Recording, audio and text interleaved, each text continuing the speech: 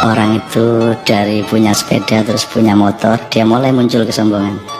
Dari punya motor menjadi punya mobil, tambah lagi kesombongan. Jadi dia terancam sebenarnya oleh kelemahan jiwa.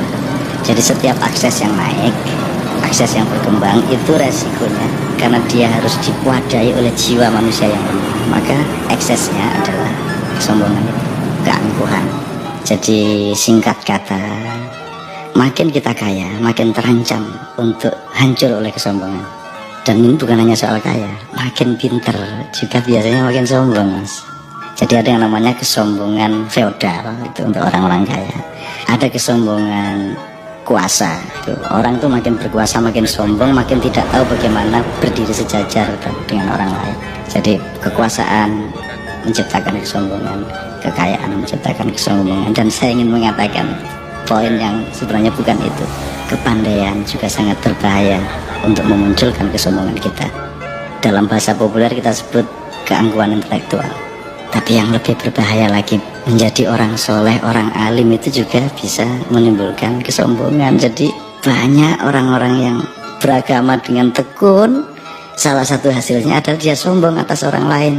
Diam-diam selalu merasa lebih hebat dari orang lain, lebih masuk surga daripada orang lain, lebih diterima Allah oleh orang lain.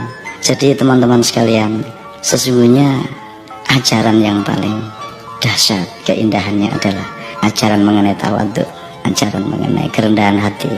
Jadi orang sholat, orang beribadah itu adalah latihan untuk mencampakkan diri, bukan untuk mengunggul dan menegakkan diri. Mencampakkan diri di hadapan Allah. Kita bersujud-sujud, tersungkur-sungkur, supaya kita siap untuk berlaku rendah hati kepada siapapun.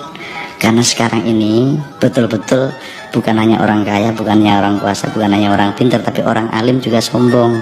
Itu namanya kesombongan, kesombongan orang alim. Jadi tidak lantas kita jangan jadi alim supaya tidak sombong, atau jangan tidak kaya supaya tidak sombong, tidak begitu. Tapi kayalah, tapi tidak usah sombong.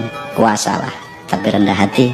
Pandailah, karena itu menjadi justru lebih arif dan menjadi alim serta solehlah, supaya engkau mampu merendahkan dirimu di bawah orang yang paling rendah pun di kampung-kampung yang kumuh tempat engkau lewat dengan kakimu.